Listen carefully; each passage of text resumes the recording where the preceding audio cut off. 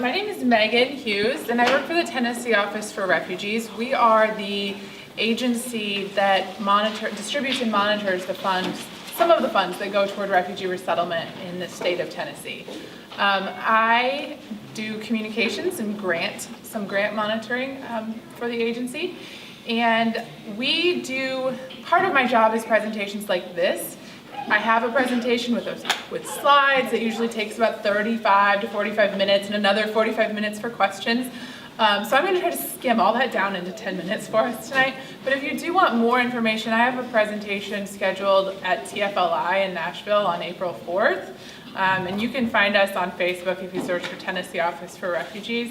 And you can RSVP on the Facebook page, or my cards are over here, as well as some briefed down versions of our annual or year in review document on refugee resettlement in Tennessee for the last year. I've got some handouts over there as well if you want to pick those up. And if you want to sign up for more information coming out of our office, there's a sign-up sheet from us over there as well.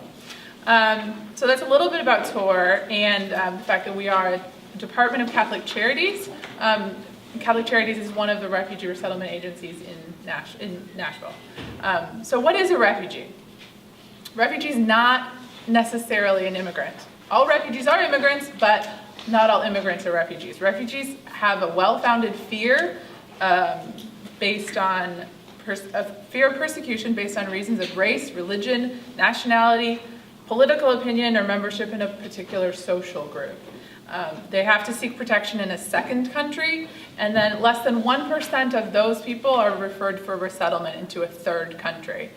There are over 65 million refugees in the world right now, and the United States typically receives about 65,000 of those.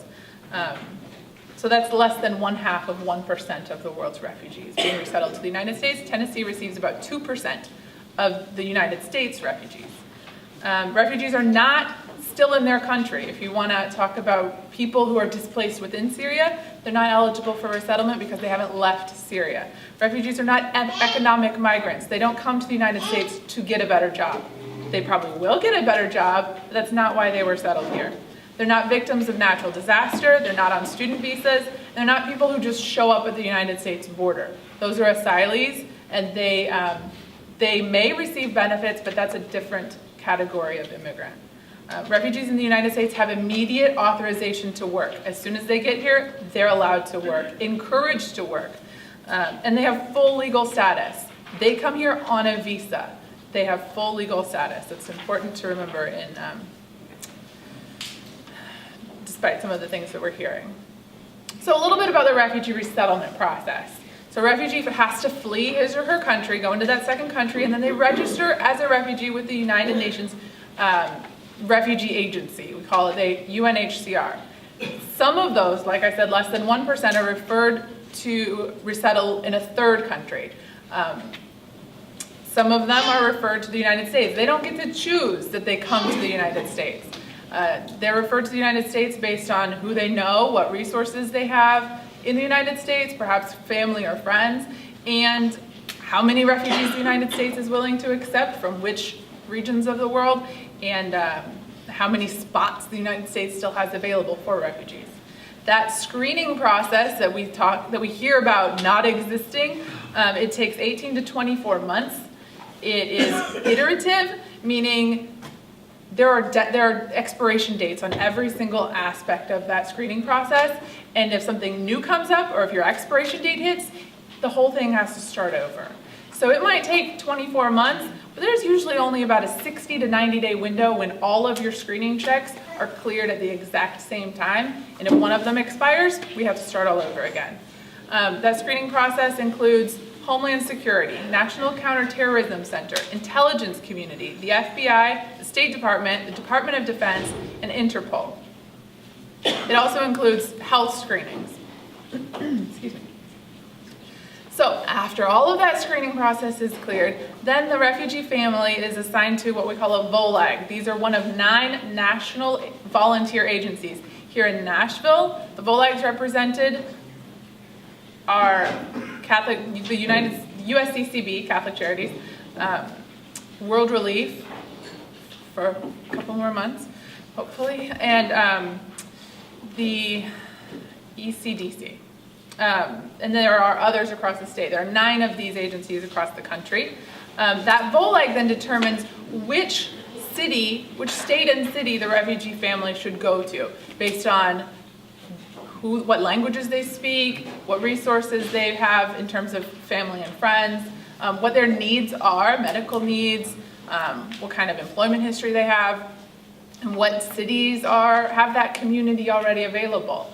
We didn't see a large Syrian resettlement here because other cities are much better equipped to resettle Syrians. The West Coast has a big Syrian population already.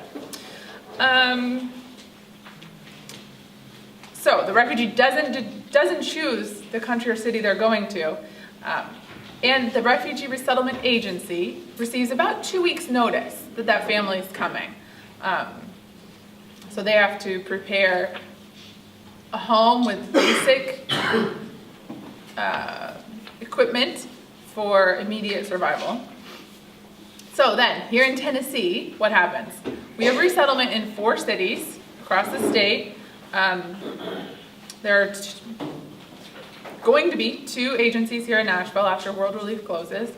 Some of the funding through TOR comes from TOR to resettlement agencies and provides services for youth in schools, health, case management, employment services, refugee elders, cash assistance, and English language training programs. Those programs vary in length of eligibility. Some of them are only available for 8 months, cash assistance and medical assistance. Others are available for up to 5 years. TOR distributes funding from the Office of Refugee Resettlement, which is the Department of Health and Human Services. Then we monitor those agencies and make sure that they're doing what they said that they were going to do with the funds that we provided, and then we have to report that back to ORR, the Office of Refugee Resettlement. I think I was still under 10 minutes. That's a really brief synopsis of what is a terribly complicated process. I am not going to go any further because I'll just rabbit trail down to something very complicated. But I will be available afterwards for questions. And if you want the long and more friendly and more interactive version, I will be at Tennessee Foreign Language Institute, TFLI, on April 4th. And both of our organizations are sharing this on Facebook right now. So we would love to see you out there then. And I'll be here for questions if you have any. Thank you.